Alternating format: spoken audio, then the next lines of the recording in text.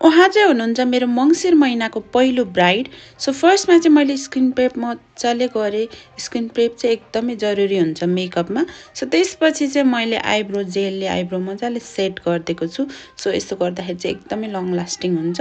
त्यसपछि चाहिँ मैले आइब्रोलाई क्लिन गरेर सेम कन्सिलरले चाहिँ आई मेकअपको लागि बेस गरेको छु। सो उहाँको चाहिँ मेकअपमा केही पनि थिएन इन्स्पोहरू।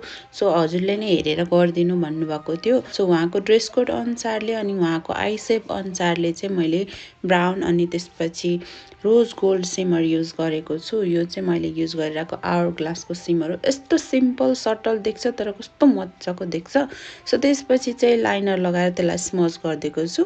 सो एकदमै नेचुरल ल्यासेस टेक्स्चरको युज गरिदिएको छु। एकदम कम्फोर्टेबल हुन्छ।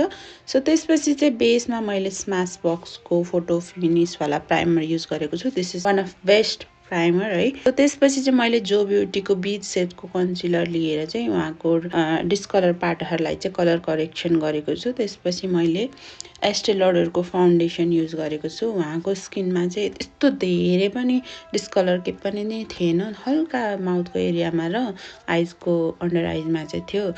सो त्यसपछि चाहिँ मैले क्रिम प्रडक्टहरू सबै जस्तो ब्लस कन्ट्रोल गरेर चाहिँ अनि सेट गरेर फेरि पाउडर प्रडक्टले त्यसलाई सेट गरेको छु। सो यहाँहरूले देख्न सक्नुहुन्छ बेस चाहिँ एकदमै राम्रो भएको थियो। उहाँको कस्तो मजाले बसेको थियो कि उहाँको स्किनमा। सो आई मेकअप पनि मैले फुल कम्प्लिट गरेपछि चाहिँ यस्तो आएको छ रिजल्ट। सो उहाँलाई चाहिँ एकदमै प्रिटी देखिएको थियो। यहाँहरूले भिडियोमा पनि देख्न सक्नुहुन्छ। उहाँहरूले पनि मेकअप एकदमै मन पराउनु भएको थियो। सो हजुरहरूलाई पनि कुनै पनि मेकओभर चाहिएको छ भने चाहिँ यहाँहरूले मलाई मेसेज गर्न सक्नुहुन्छ। बुकिङहरू चाहिँ स्टिल अभाइलेबल छ। Thank you so much for watching. Bye by.